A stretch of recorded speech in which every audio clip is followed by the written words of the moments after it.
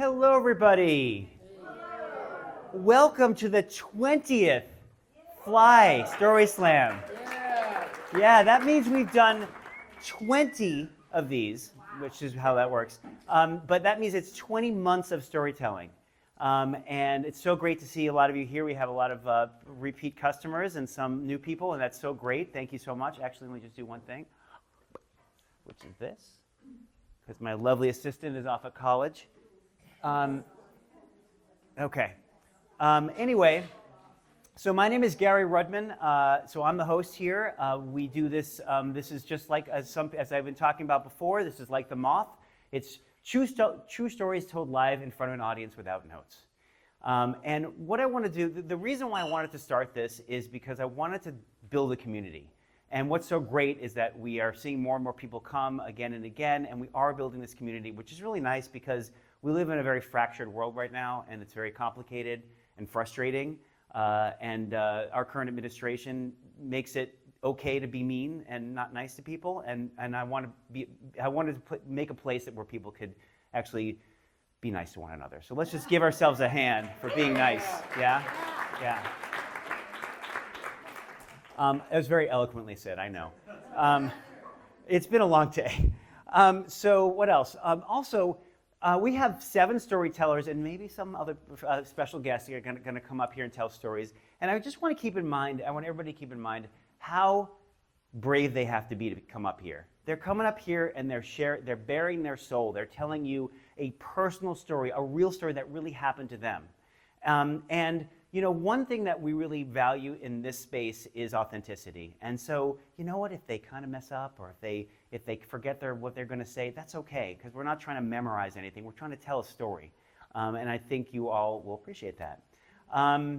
So our next Story Slam is February 13th, which is a Friday. So there you go. But it's the day before Valentine's Day. The theme is going to be connections, missed or not. Connections. So if you're interested in telling a story, there's the website. You can use the QR code there. There's the Facebook page if you want to join the Facebook page. And then a recording of this event will also be on the website and the Facebook page and every place else. So that's it. Are we ready to go? You guys ready to go? Yeah. Okay. I get to tell the first story, so I'm going to flip. My lovely assistant is not here to do this for me. Okay. All right, so what we do is we put our words up on the, this is 5 words from our stories. This helps you see where we are in the story and also helps us remember things like multivariable response normalization. Okay. So, oh, thank you. That was my mother. The theme tonight, yes, the theme tonight is, what is the theme, CJ? Do you remember? Secrets. That's right. The theme is secrets. Okay. So it was 2011. I was 9 years into my company where I do custom qualitative research with kids, teens, and young adults. I'm actually, next month will be 25 years. Big hand. Yeah. Thank you. So I had just won the biggest piece of business I had ever won for my company. It was for a large PR firm in this Sacramento area, and it was for the California Colleges Community Colleges awareness, financial aid awareness campaign. Okay, it was a really long thing, but it was a huge project, and I was super excited because it was just me in my company, and I was working with this big PR firm. And this was a multi-million-dollar thing. It had both quantitative and qualitative research. And I was like, oh my God, this is amazing. I was so excited. So I started out, and the thing is, now, just so you know, qualitative, I do qualitative. That's what I do. I'm really good at it, right? Qualitative is when you through observation and through conversation, you get a sense for what people's attitudes and behaviors are, right? And we do things like focus groups and individual interviews. And with that, what you do, it's kind of like group therapy, where you sit around and you talk. Instead of talking about your relationship with your mother, you talk about your relationship with brands and services. So I get qualitative. It makes sense to me. Quantitative, not so much. Because One thing I didn't mention was that this was the first, sorry, not the first project that I did with this big PR firm, but it was the last. So we did, so quantitative is about numbers and about sequences and data and percentages, and if you've been here before, you know that that's not my thing. And so when I explain quantitative, I talk about things like multivariable response normalization, the flight speed of a coconut-laden swallow, and Schrodinger's cat. In other words, I have no idea what quantitative is, and that's why I rely on the experts. Because I look at a quantitative almost like I look at the quantitative experts like a mechanic. When we're all driving our car, there's a noise or a squeak or it's just driving funny, but you go to the mechanic and you say that stuff and they fix it and they know, they dig into it and they understand it. So I rely on my data mechanics. These are people, these are quantitative people who know how to do this stuff. And I relied on Jackie. And Jackie and I worked together before. She was amazing. She knows quant. It was great. So we had our very first kickoff meeting with the quantitative, with all the research people. So it was me, it was Jackie, and it was this other multicultural research firm, because when you do a state account, you have to have a multicultural research firm. So they were going to manage the Hispanic portion. And Jackie had said to me before we started, she was really busy, but she could help me out. I said, great. But then we had this meeting with this multicultural firm, and she said, you know what? They can handle it. They can do the quantitative. And I'm like, really? And she's like, oh yeah, they can. And I'm looking at her like she's talking about sort of like, differential bearings that a mechanic would be talking about. And I'm like, oh, okay. I mean, if you say they think they're going to be good, it'll be fine. So it wasn't. It wasn't. So I'm doing the qualitative. That's working fine, but the quantitative is not working, and it's not working at all. And these guys are not up to the task at all. And so I reached out to Jackie, who had sort of backed off, and I said, Jackie, you need to get back on board. And she said, okay, no problem. But what I didn't know is that Jackie had gone off her meds. So Jackie was busy and stressed and not on her meds, and she decided to send an email. And the email read, and I quote, "These clients are fucking idiots." And it went on for another few paragraphs about how the clients and the vendors and the agency were all a bunch of fucking idiots. And she hit reply all. And everybody got this. The client, the agency, the vendors. And I got a call that day from the head of the PR firm. And she was this kind of a lovely woman, kind of a heavy-set, graying, older, probably not older, like probably late 60s, kind of. Sorry, Mom. Young, very young. Yeah, super young, and but kind of a grandmotherly type. Someone I expected she had been nice to me all the time, and then she gets on the phone and she says, and again I quote, "If you don't fucking get your act together, I'm going to come down there, rip your head off, and shit down your throat." I'm not kidding. She said that. So I'm freaking out because what am I going to do? I mean, I don't know this quant at all. And I have to say, I actually don't know what I did because I managed to right the ship, but I'm still not sure exactly how I did it because we managed to do it. And in fact, it worked out so well that at some point that this woman came to me and said, "Wow, you're really good at this." And I'm like, "Wow, okay, there you go." But at the end of the day, I learned a big lesson. And the lesson is that you got to stay in your lane, and if you're not going to stay in your lane, and you got to really trust your data mechanics, and because if you don't, it's going to cause chaos, cursing, and a very expensive repair bill. Thank you very much. Oh, yeah. All right. So who do we have next? Let's see. I don't actually remember. We have Rich. Okay. So we have Rich coming up. I'm going to move that down. We have Rich coming up here to tell a story. So let's give a big hand. Now, Rich has told stories here before. Let's give him a big hand. Rich.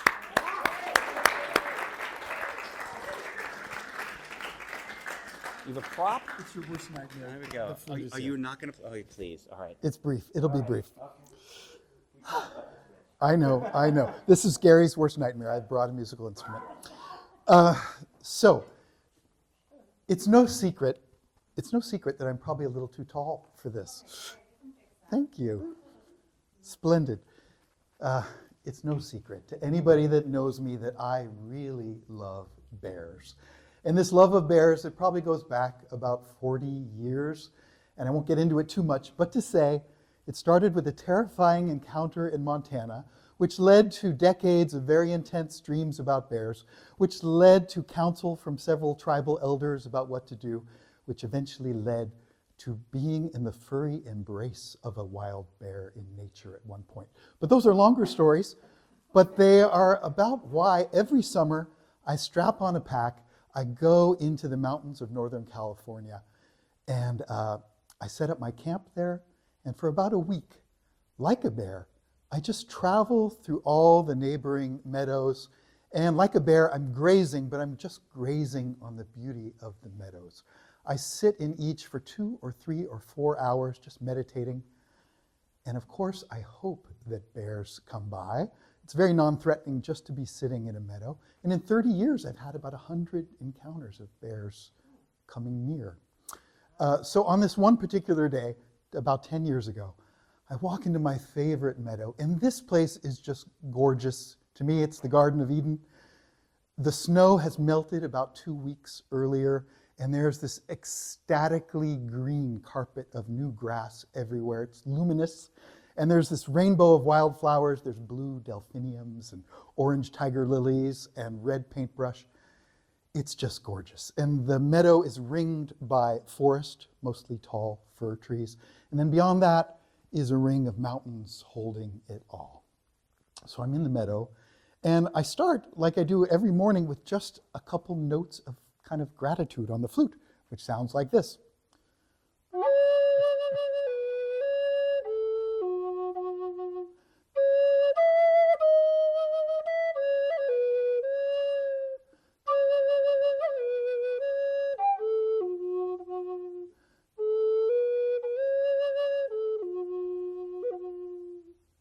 And then after the flute, the next item on the agenda is the naked walk through the meadow. So I really don't have any exhibitionist bones in my body. After all, this is a secret meadow, and I've never run into a stranger in 30 years there.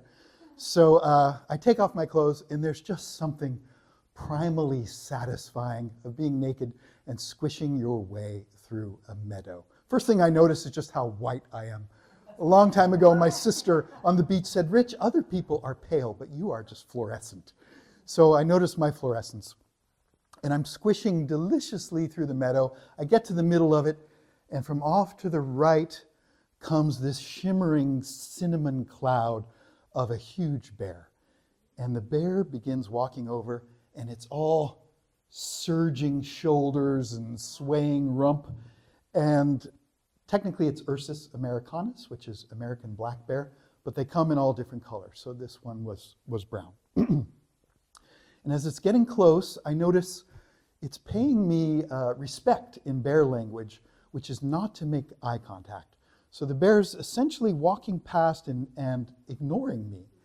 And in the natural world, eye contact, one of my tracking teachers says, it means you either want to fight or fuck, and I don't recommend either with a wild animal. So the bear is ignoring me. He knows I'm there. I'm white as a lighthouse. And they can smell a can of food from a mile away, and I assure you, I was quite ripe at that point. But the bear does not even turn its head. So it walks across, and then all of a sudden disappears like magic. And it didn't really disappear. It plunged into a pool that I couldn't see. The pool was even with the ground, and there was foliage blocking it. And after the splash, I saw the bear's head emerge, and he was pretty much right over there where Gary's mother is. And the head came out, and the chin just rested on the edge. And there we were, the bear relaxing, me standing completely naked in the meadow. And of course, there were birds chirping, there were squirrels chittering. I did not hear any of that. All I could hear was my own heart and the breath from that huge animal. I could see the condensation of clouds as it was breathing over there. And of course, there's no bars, there's no plexiglass, there's no Zoom moat. It's just the bear and me. And I don't want to oversell this, but there's part of me that knows In 3 seconds, that bear could be out and with one swipe, turn off my lights forever. But having spent so much time with bears, I've learned, they're not psychopaths roaming through the woods looking for people to maul. They're really peaceful grazers, a little bit like cows with extremely good martial arts skills they can use if they want. And it's not their dangerousness that really attracts me, it's their beauty. And the bear's over there, and it just strikes me as the spirit of the wilderness, really the spirit of life in a way. And the bear just wants to be safe, like you want to be safe, and I want to be safe. And I'm looking over out of the corner of my eye, not direct eye contact, but the bear's eyes are doing kind of the cat slow blink. They're starting to droop, droop, droop, and then he closes his eyes, and I think he's napping. I think he's napping in his tub, and I'm right over here for I don't know how long, until suddenly he heaves the dripping hulk of himself out of that tub, and with a sort of a shiver and a shake, he sends these great sprays of water into the light, and he throws a glance my way, and then pads off, exit, stage left, into the woods. And the moment his rump and the little nub of his tail disappears in the trees, I squish my way over to that pond, and I'm looking at his tracks, and I'm inspecting the pool when gravity and clumsiness come together, and I'm in his pool, and I'm splashing and crashing around, kind of howling at how cold it is. But then I relax a little bit. The pool's about 3 feet deep and about 9 feet long, and my hands feel the imprints of his tracks, and I leave my hands there. And I see the imprint of his snout, and I put my chin there. And for a while, I'm just sitting there. And I don't know if he was watching from the trees. Part of me thinks he was. It would be only fair. Voyeurism works both ways. I can't say if he was watching, but I can say I loved those moments of soaking up the sloppy seconds of that bear's bathtub. I loved steeping in that same pot of wild bear tea. And from that day on, I named that meadow Bathing Bear Meadow. And the magic of that secret encounter lives with me still today. Thank you.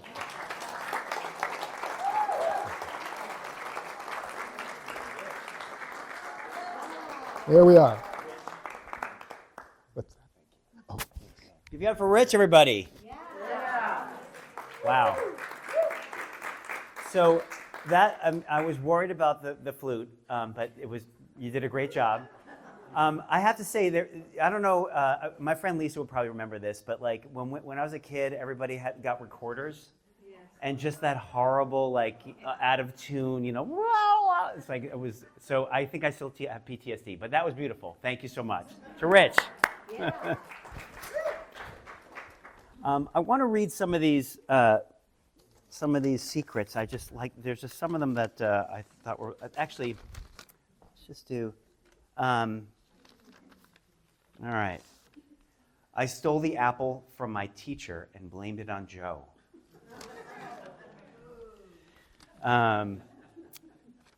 Let's see. I lit my grandmother's living room carpet on fire by playing with a candle and I was warned not to play with.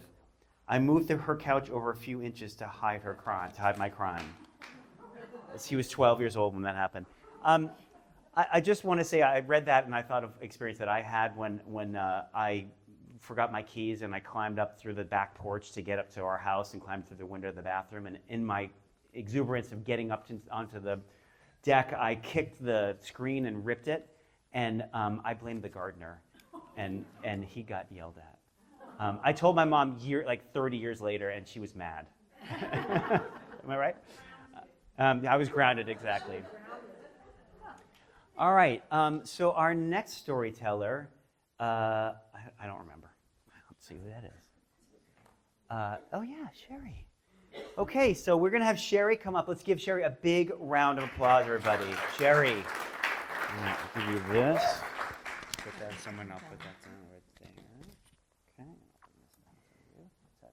Right up there. Okay. Oh, and if you can't hear Sherry, raise your hand.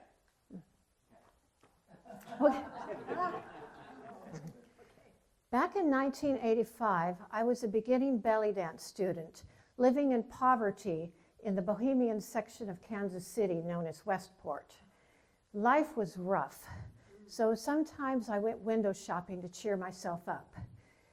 My favorite place in the world to go was the Westport Flea Market. There, I was able to find a few costume items that I could afford, including some foreign coins in silver and brass that I attached to my bras and my hat and my necklace. The very best shop in the flea market was called Bob's Bazaar Bizarre.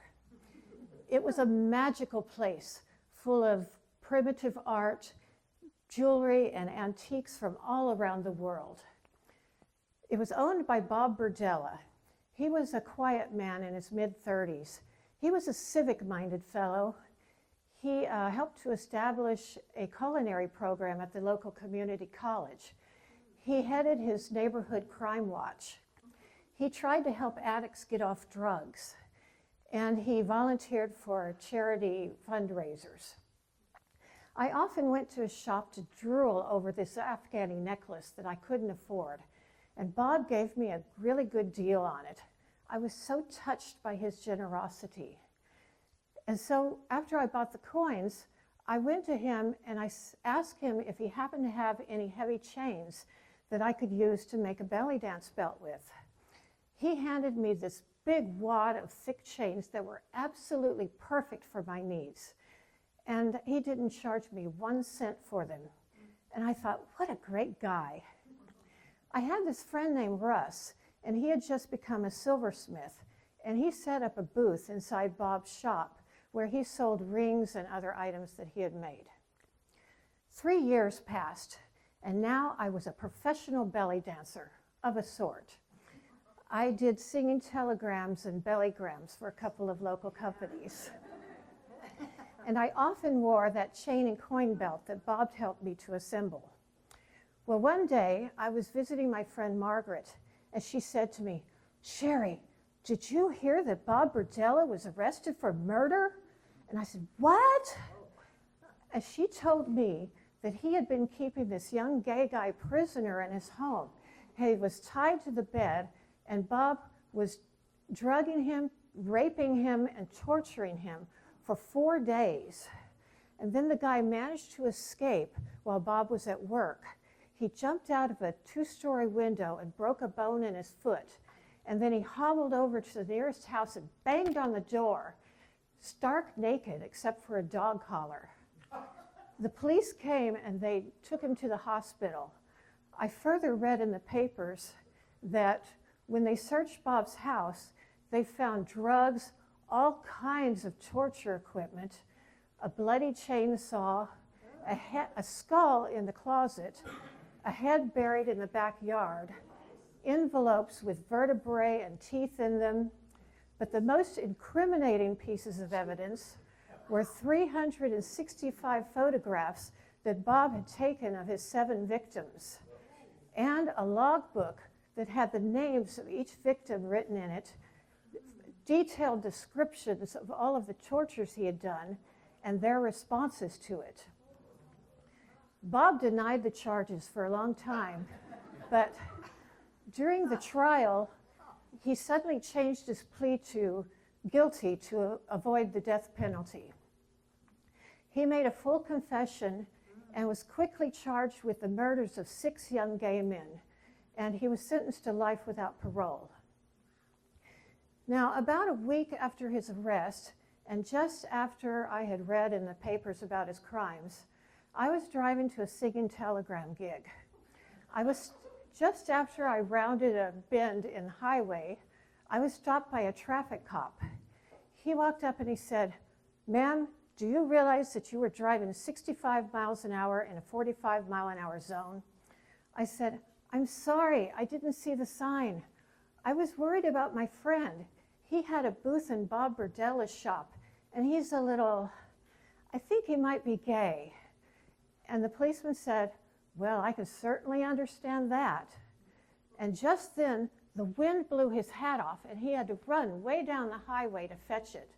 And when he came back, he said, "I'm going to let you off with just a warning." Now, I know what some of you might be thinking, that I said what I did to the officer to get out of the speeding ticket. But I meant what I said. I really was worried about Russ. And as I started to drive off, I was thinking how the sympathy that the officer showed me reminded me of the sympathy that Bob had shown me back when I was poor, despite his cruel nature. And then the realization hit me.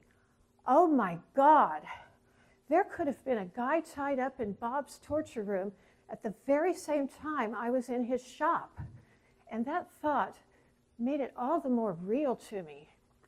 And it struck me what a paradox it was that I should have been treated with such kindness by a person capable of such monstrous cruelty. My friend Russ turned out to be fine, although badly shaken.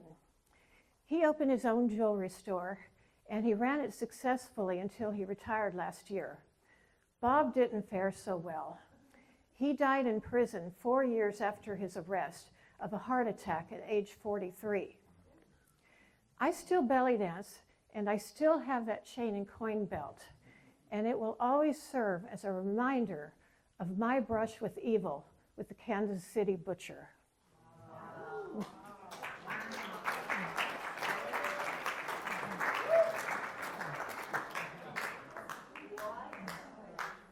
So that's Bob, and this is me wearing the chain and coin belt and the coins on my bra and my hat.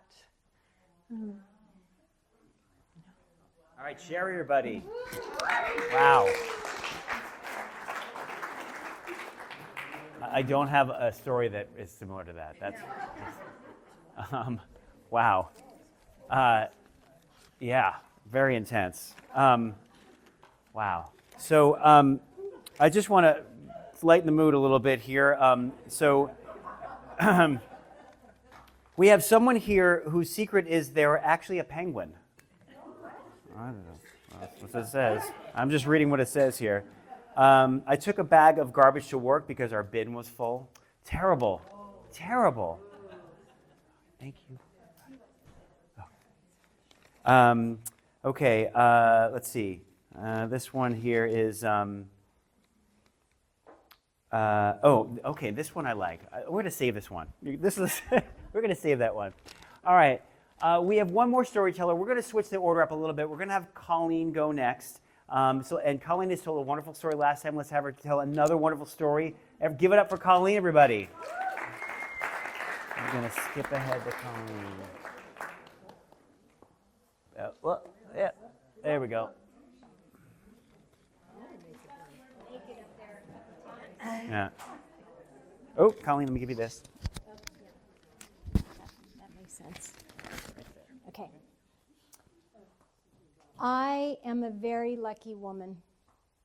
I had an Uncle Davy, my mother's younger brother, who was the life of the party, a wicked sense of humor, and made everything fun. He was my friend. My earliest memory of him was when I was 5. I caught him sunbathing naked in our backyard. I ran to my mother and I told her I saw this, that, and the other. And she said, okay, Colleen, first of all, let's give Uncle Davy some privacy. And second of all, that's just Davy being Davy. When I was 8, we went to visit him in a commune in Boulder, Colorado.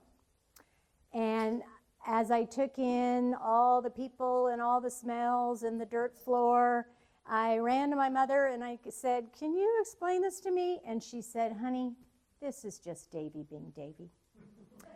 He was also a trendsetter. So in the 1970s, he started a granola factory, he ate whole grains, he did yoga, he meditated, he did energy work and body work. He went to the Esalen Institute many times where he crossed paths with Ida Rolf. And she ended up training him to become a Rolfer. Rolfing is a deep tissue massage, It is supposed to realign your skeleton and your muscles and your fascia, and it hurts like hell. And so when I was 14, I said to my uncle, I would like you to Rolf me. He warned me about the pain, but I said, I'm good. I want to know what you do for a living. So he started Rolfing me. And the tears started, and my lip is quivering, and we make it through the session. And then he says to me, Caldall, I want to tell you something. And I said, what? He said, I'm gay. That confidence, that trust in me was so overwhelming. It was such an intimate secret. And it was truly an act of love. And as I got older, I came to understand that him keeping his sexuality a secret was a matter of personal safety. And then as I got older still, and we all started hearing about the AIDS epidemic, I understood that it could be a death sentence. So now I'm in my early 20s. He's living in New York. And he has kept it from the family that he's been diagnosed with AIDS. And my grandmother finally convinced him to move back to California so we could all take care of him. And it was during this time that he called me and he explained, I cannot get my AIDS medications that I need. Would you consider going down to Tijuana with me and smuggling AIDS drugs back over the border? Well, I am not a risk taker, but I said, when would you like me to pick you up? So we hightailed it down to Tijuana. I'm sure we were boogieing the whole time because he made everything fun. And he had an address for a pharmacy, and he had a list, and he slid it across the counter. And the pharmacist looked at it, she looked at him, she looked at it again, she looked at him with disdain, with disgust, and then she turned and filled the order. And it really summarized for me that there was such a stigma, there was so much fear, there was so much paranoia, and it was difficult to see. We got our stash, we hid it underneath my spare tire, and I am ready to get back across the border. But he says, oh no, honey, we got to do some shopping. And I'm like, what are you talking about? We have to get back. No, honey, trust me. So he dragged me to a souvenir shop, and we loaded up our arms with sombreros and piñatas and streamers and you name it, whatever these are called. And we shoved them all in the back seat. And we started heading back to the border. And as we were getting closer and we're inching along, and I could see the guards going through people's cars and pulling people out of their cars, I just thought, oh my gosh, I'm freaking out, I'm sweating, I'm shaking. He could tell. He put his hand on my shoulder and he said, Caldall, remember, we're just an uncle and his niece going to Tijuana for a day trip, just for some party supplies. I'm like, okay. We get up to the border, the agent looks at us, looks in the back, he waves us through. We were safe, except my uncle wasn't. It was too late, the drugs weren't right. The life expectancy back then was 3 years. Soon enough, he was hospitalized. He died when he was 45. There was nothing but sadness around it, of course. But recently I learned that my grandmother, who had been his champion, who had cared for him, who had supported him in every way imaginable, as a mother would for a son who was dying, asked my mother not to tell anyone how he had died. Last week, I was FaceTiming with my mom, And I said, you know, I think I'm going to end the story with how Uncle Davy called me and I was his accomplice when we smuggled AIDS drugs back over the border. And she said, what? You never told me that story. And I said, Mom, we all have our secrets. And besides, that was just Davy being Davy.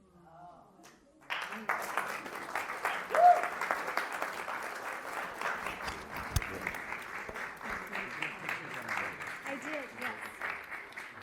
So that's me with the stash, and that's me and my Uncle Davy. Nice. Nice. Colleen, everybody. Very sweet. All right, I'm just going to read this last one, and then we're going to have a little break. We'll have a quick break, and everybody can use the bathroom, which is back there. Grab some drinks over there. But here's the last secret that I appreciate.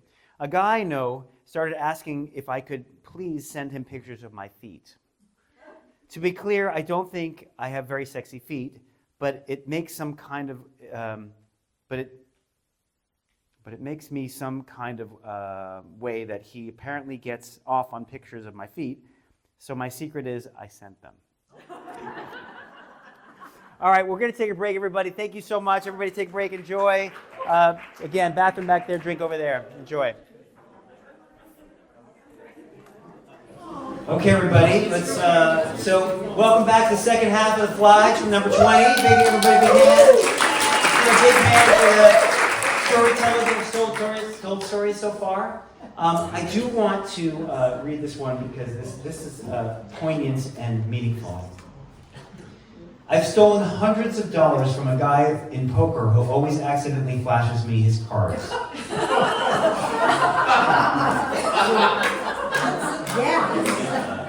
I love it. So it just reminded me. So I do these poker. There's these poker events that I go to. They're charity events, and okay, you've been there, and they're fun. Yeah, this time. Anyway, but the funny thing is that so I last time, not this past time, but the one before, I actually got to the final table, and I was pretty excited because I'm doing pretty well, making money. It's pretend money, and. My friend didn't make it. He's there playing as well, but he didn't make it to the final table. So he's standing behind me, and every time I look at my cards, like, oh no, that's bad. I'm like, could you be quiet? And he's like, oh, those are good. I'm like, shut up. Anyway, I didn't make it. I placed third. There you go. Okay, so our first story teller after the break is, I don't know. Let's see who it is. Let's have our lovely assistant do that. Yes. Kelly! We're going to have Kelly. Kelly's a first-time storyteller for us. We're going to big hand for Kelly.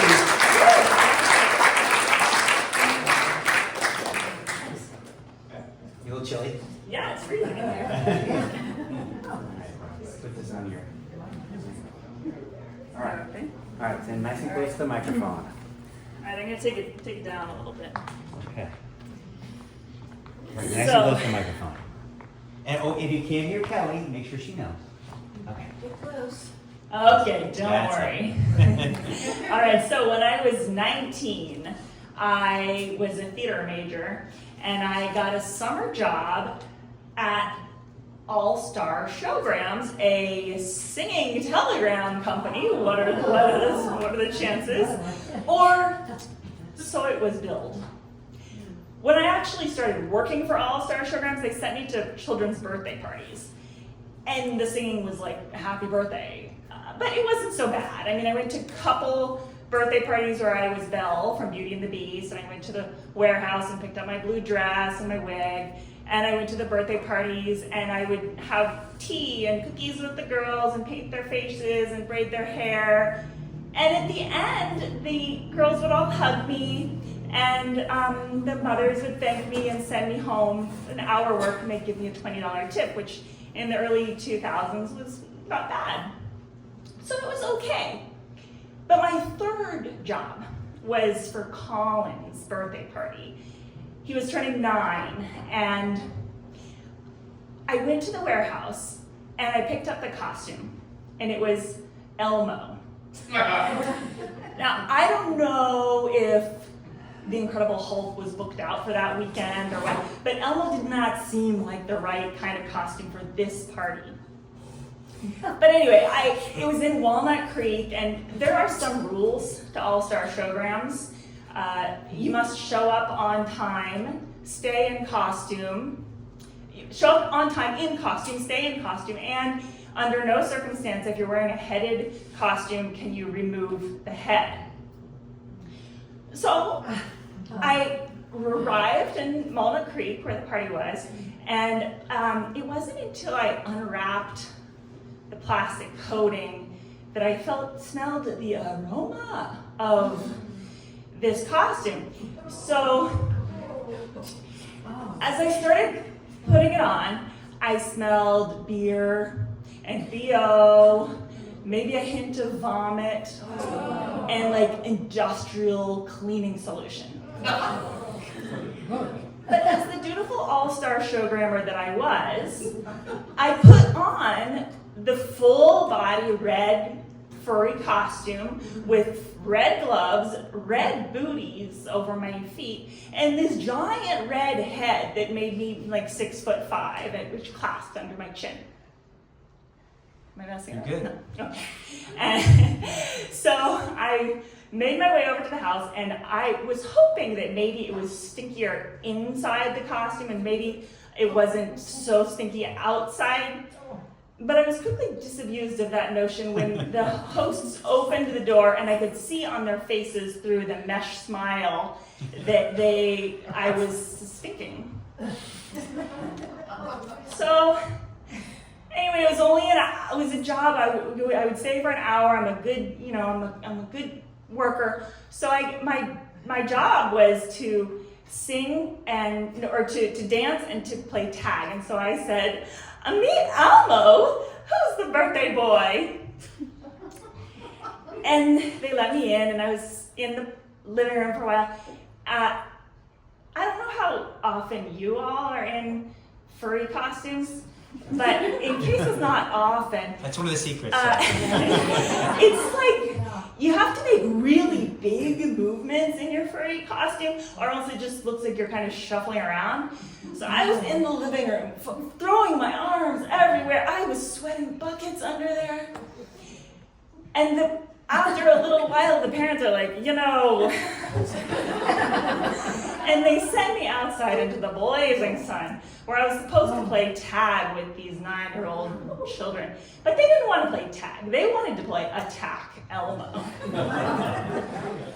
So they get me to the ground, and they're kicking me, and I'm saying, "Don't kick Elmo!" But they didn't stop, and then I said, "Parents, help Elmo!" But they didn't help, because they were over there drinking their wine. So I managed to get back to my feet and get these children off of me, and then this man came up to me with a toddler in one hand and a wine in the other, and he said, "My kid's afraid of you. Can you take off your head?" Well, I said, "No, this is my head." And he said, "No, dude, we want to see your face." And I said, "Because taking off my head is a violation of cardinal rule number 3 of All-Star Showgram." So I said, and he put down the toddler and the glass of wine, and he grabbed me by my furry red chest, and he said, "Dude, take off your fucking head." And that's when I said, "I'm not taking off my fucking head," and we started trading punches and rolling around in the grass, and the children were screaming. And that is an alternate reality. Because what really happened was this stranger grabbed me by my furry red chest, and he said, "Take off your fucking head." And I unclasped my head and lifted it off, and when he saw me, a 19-year-old, drenched in sweat, something changed very quickly on his face, and it was an expression of shock, horror. But the children the secret was out. The children were screaming, "It's a girl! Elmo's a girl!" I tried to get the head back on, but it was too late. They didn't want to fight with me anymore, which was fine. The feeling was mutual. So nobody knew what to do with me, and I'd only been there half an hour, and they sent me home. No hugs, no thank you, no tip. And I went home, and you might think that the secret in this story is that Elmo was a person. It was me, and it wasn't the person that the pollen party was expecting. But I think I learned something on that day, something a little more sinister. Something was revealed about human nature, which is when a person cannot see another person, like look them in the eyes, there's this way that humanity can just slip away. And whether that's because a person is inside a giant red puppet costume, or maybe it's a difference in culture, religion, language, it's a very scary place to be.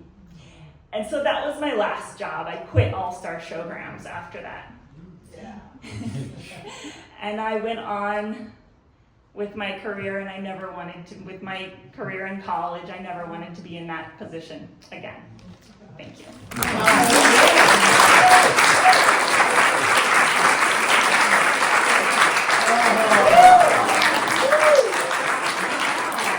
Kelly, everybody, Kelly.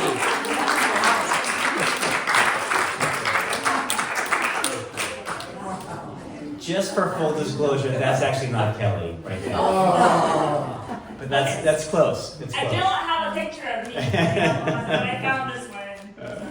Very nice. That's what it looks like, except I was sleeping. That's very nice. All right, so one more secret here. I read my sister's diary. What's that? That's not nice. Anyway, before we go, we're gonna have actually Christine come up and tell her story. Everybody, I just gotta get to the right spot. She's kind of back a little bit. She was gonna be in the beginning. One more. There we go. All right, Christine, everybody. Yeah. Can I have the microphone? Yes, you certainly can. There we go.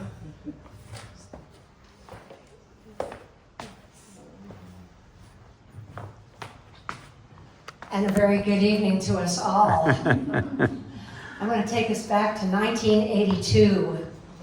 1982, I graduated from the University of Nevada at Reno with my degrees in English and Spanish. And my mother came up to me and she said, your sister, when she graduated, was given the choice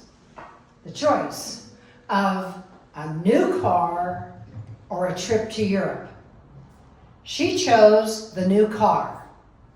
I'm choosing Europe. I'm sending you to Europe. That was the graduation gift. And as it turned out, UNR, University of Nevada, was having a tour that year through the Mediterranean. And my English professor, my Chaucer English professor, was leading this. And I don't know if I want to get that cozy with my Chaucer professor. I only needed to see him once a week, but we were out on this tour. And how shall I say this? I arrived in Rome with a red tube top. We're not wearing a bra, we're in the Mediterranean, so ditch that. I've got hot pants, denim hot pants with 3 little snaps up the front. I got just knockout, badass, dark glasses on, and my Nikes. And that was it. That's how I arrived in Rome.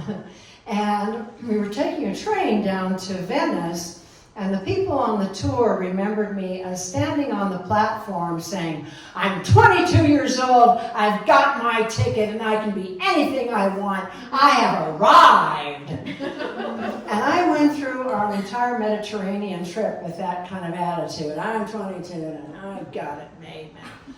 So we get to Venice, or outside of Venice. Venice is a very tricky place. You have Venice proper, but then you have to take the boat into the actual city. So we're on this boat ride, and the gondolier and my professor is looking very carefully at me and saying, there's several things you need to know about Venice. The first is, you need to come home before sundown. It's dangerous, and there are the people are abducted, they're assassinated, people get killed all the time, and they just go into the Adriatic, and there they go out with the ebb tide. So, you want to be home before dark, and also watch out for the Venetian men. Every one of them is going to tell you that they're a brain surgeon. I don't know why they tell you they're a brain surgeon, but sure enough, down the road I meet this guy who tells me he's a brain surgeon. Okay, but we get to Venice, and I just don't want to be on a tour. I've never been very good at tours. And so I decided to create my own tour. And I decided to leave in secret away from our tour. And as I'm leaving the hotel, I'm making landmarks in my mind's eye. Okay, so there's the clothing store, there's the leather store, there's the Venetian mask store. I gotta make sure I go there. And I'm continuing down to walk to the Piazza San Marco. Get to the piazza, and sure enough, instead of a Greek god, I get a Venetian Adonis. And Mr. Adonis tells me he's a brain surgeon. And I'm thinking, oh yeah, I know, I'm cool, I'm 21, got my red tube top, I know what you're about. But that's okay, he's buying me drinks. Everything's going pretty good until I'm beginning to see that the sun, or rather the sky, is turning very rosy, and I'm realizing it's turning sunset. I turned to Mr. Adonis and I said, you know, I hear I'm supposed to be home before sunset because of the dangers. And he said, oh yeah, it's very dangerous at night. But I can take you back to your hotel. It'll be okay, right? Well, right about then, that's when some really crazy things started to happen. I'm hearing this crashing sound. And what's happening is these great big garage doors are being pulled down over every single one of the storefronts. These people are so vandalized and burglarized, they put down, metal doors. And the cheaper ones were the ones like Get Smart. You remember the ones that kind of went like that? Well, they had a couple of those, but the rest were crashing down. And then I'm beginning to realize I have lost my landmarks. I don't know how to get back to the hotel because everything is an entirely whole new city. And I'm seeing some people nodding in this audience here. You're all going, yeah, it's really scary, isn't it? So Mr. Adonis says to me, well, let's go to my apartment and we'll look in the yellow pages. Remember the yellow pages? No. I don't know if they had them in Italy, but I went along with that notion. And within a few minutes of getting into his apartment, he assaults me. And I'm backed into the front door as I was trying to escape. He gets me before I can get there. So I'm in the back door, I'm in the front door and the wall. And Gary asked me, what did you do? Did you knee the guy? And I said, no. My father used to call me the Tiger Kitty. Well, Tiger Kitty, I just tore into this guy, and I escape out of the apartment, and he leans over the balustrade as well as over his balcony. He leans out and he begins shouting, you better come back here, you better get back here. You'll never leave Venice alive. You'll never leave Venice alive.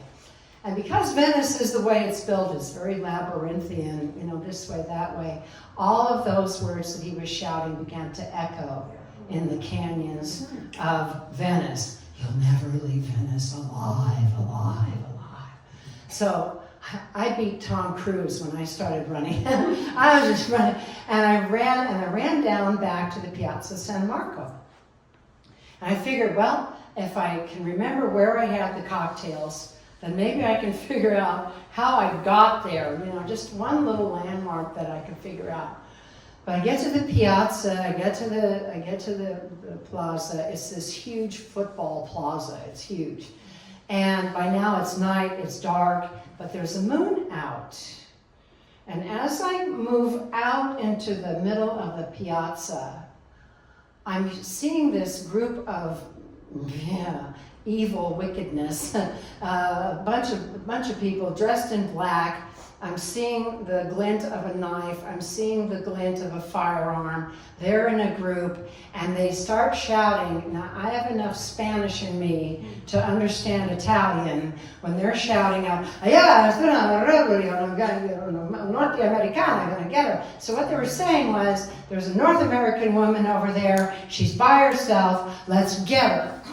And so this group of darkly clad people began coming at me with knives and whatever else they had in their hands. I start running again, Tom Cruise style. But it's hither, thither, here and there. They're still following. And Venice is very odd. They have these little holes in the walls and little alcoves. And I happened to jump into one of those alcoves. And what was there were the mesh style metal across the masks of Venice. It was the mask shop that I had passed. I found one of the landmarks. And these eyes, these empty eyes of the masks are staring out at me like skulls. And there's the eyes and the masks of the birds and the donkey and the person and the clowns and all these faces. And I'm up against this. And I think what happened was the masks masked me, because the people went right by me. They went screaming by me. But my little white face, I think, up against all these other faces, they just missed me. And so now I'm exiting that alcove and I'm listening, and it's very silent in Venice. There's no cars. So it's very quiet. It's just absolutely still. But I hear the sound of the laughter of a drunken woman, this drunken woman who was part of our tour. And we'd had quite an altercation the night before, but there she was, and she knew the way back to the hotel. We get back to the hotel, and there's Phil Boardman, my Chaucer professor, waiting for us. And here's the thing that I learned on that trip. 1, be home before sunset. And 2, I learned how to get out of Venice alive. Thank you.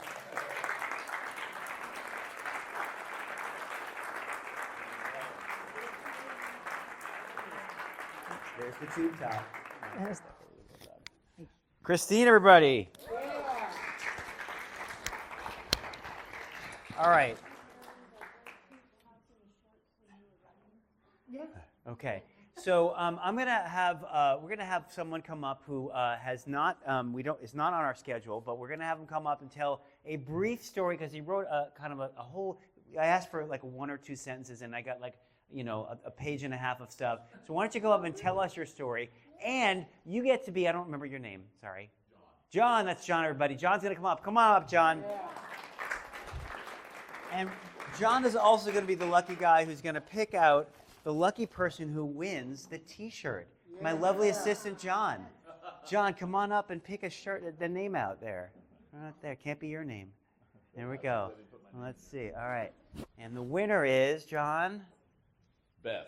Beth wins. Who's Beth? All right, Beth, you wanted a shirt and you get one. I'll give it to you after the show. Well done, Beth.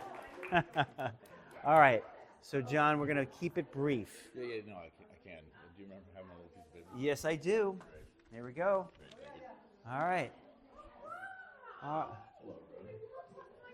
All right, right up close to the microphone. You got it, John. All right, I would normally just tell this off the top of my head, but I wrote it down, so I wrote it because I thought it would be best to share.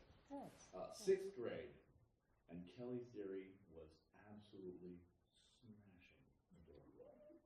Gotta speak up. But my friend Joey, he loved her too.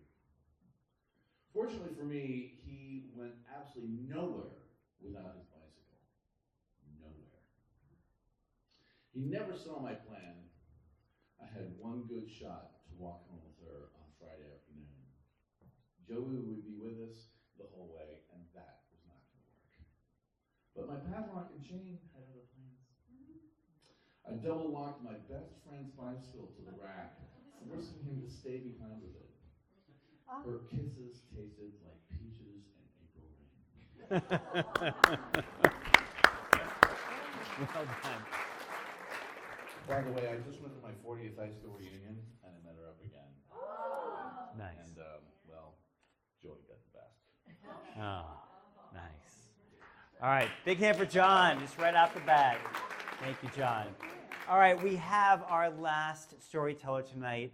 This is Paula. If you've seen Paula before, she's amazing, and no pressure, Paula. And big hand for Paula, everybody.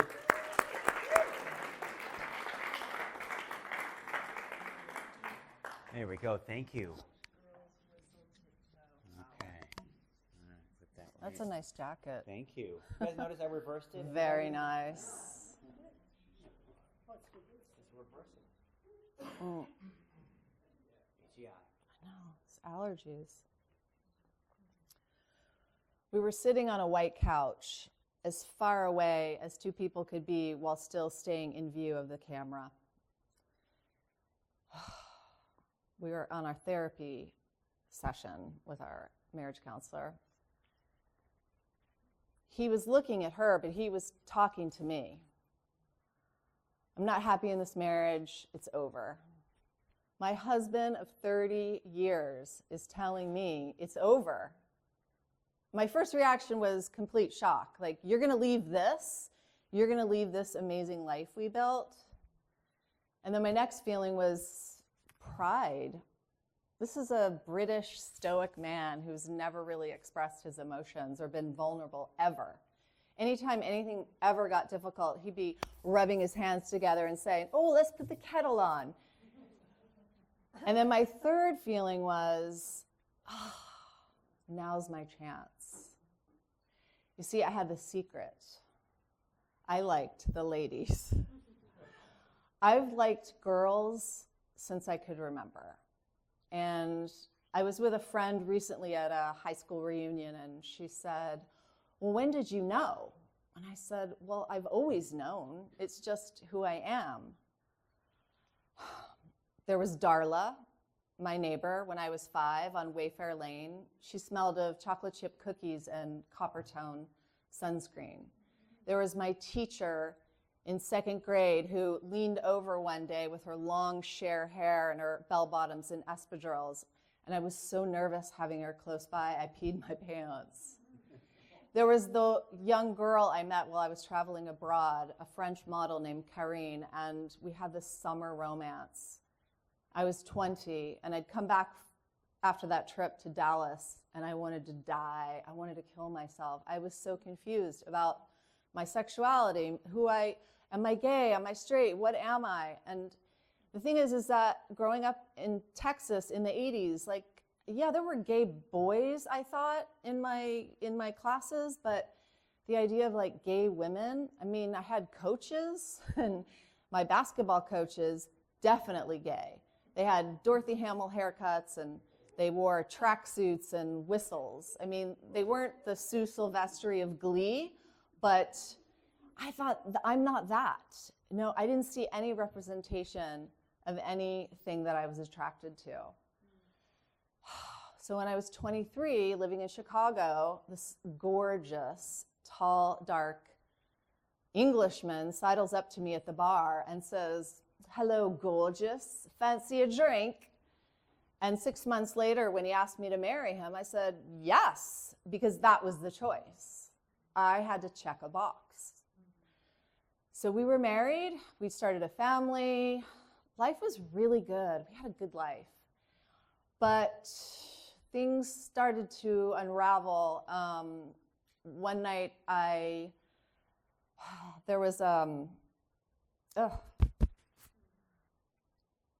had a share care with a nanny with another family, and there was a going away party, and I kind of had a crush on this nanny, and her name was Johanna. She was from Finland, and she had cherries tattooed under her armpits. It was very hot. And, you know, I would bring kind of this up with my husband, like, oh, Johanna's really hot. And he goes, oh, yeah, the nanny, super hot. So we kind of had this fantasy around the nanny. Well, the night I got really drunk and made out with the nanny, came home and told my husband about the nanny, well, that's not just something you do, right? He slept on the couch for 3 days and didn't talk to me. And later he said, that's a fantasy. You don't act out on that. And my behavior after that just started to get more and more egregious, and I was behaving in a way that you just don't do when you're a married woman with 3 small children. So years of this kind of bullshit and nonsense and stuff I was doing secretly, but also doing kind of in front of him. But I attribute it all, it's like, oh, it's my drinking, you know, it's that kind of nonsense. And then I get sober, I'm in therapy, and my therapist says, you know, I guess the topic of sexuality came up, and she said, well, we need to address this. And I said, no, I'm good about, you know, I'm going to stay married. I'm going to be monogamous. I'm going to stay in this heteronormative marriage. And she said, no, you have to address this. You have to grieve that other part of yourself and let her go. And I'm like, right, done. I felt I grieved her and let her go, but I really didn't.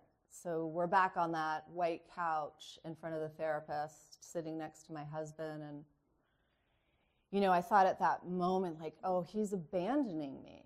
But really, he was cutting me loose. He gave me a lifeline to a whole new life. A year later, I met this woman, Amanda, and I invited her to come and spend a week with me. And at the time, 2 of my kids were living at home. They're grown, but you know, they go away and then they realize, oh, it's too expensive, and they come home. And so I told them, oh, I'm going to have a house guest, and they're like, yeah, whatever, Mom. And so I put her upstairs in the guest room, and I was downstairs in my bedroom, and then we were doing this kind of sneaking around, like she would come down to my room, and I would sneak up to her room. It's like, this went on for 2-3 days, and I thought, shit, I'm a grown-ass woman. This is my fucking house. No more secrets. So I told Amanda, I'm like, the cat's out of the bag. I gotta tell him, you know?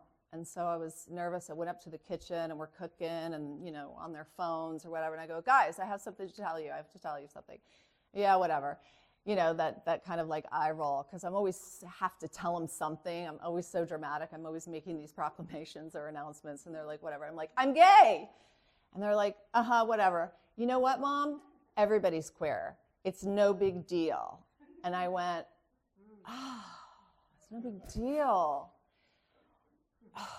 But the reality was that in the 80s, growing up in Texas, you know, these are kids who grew up in San Francisco. They're used to seeing men in dresses and like queer people everywhere. It's like, it was no big deal. And this secret that I was carrying around for so long was just me afraid of expressing myself and letting my kids see me, and knowing that I wasn't going to be rejected and I wasn't going to be abandoned. And they're like, good for you, Mom. You're living your best life.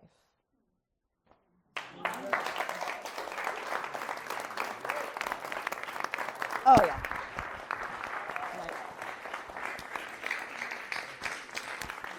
All right, give it up to Paula. There she is.